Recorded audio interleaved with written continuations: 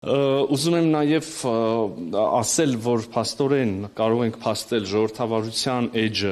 եւ ժողովրդավարական ընտրությունների էջը այլևս հաստատված է Հայաստանում, այսինքն կեղծվող ընտրությունների կամ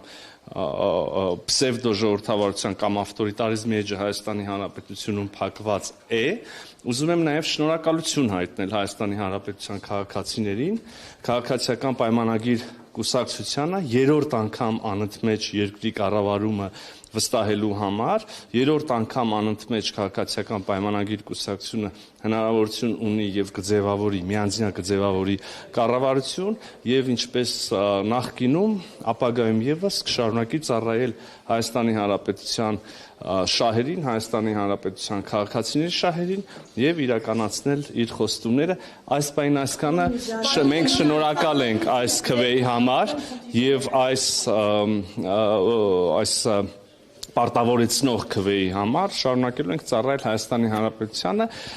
այսքանով սահմանափակում ենք, շնորհակալություն։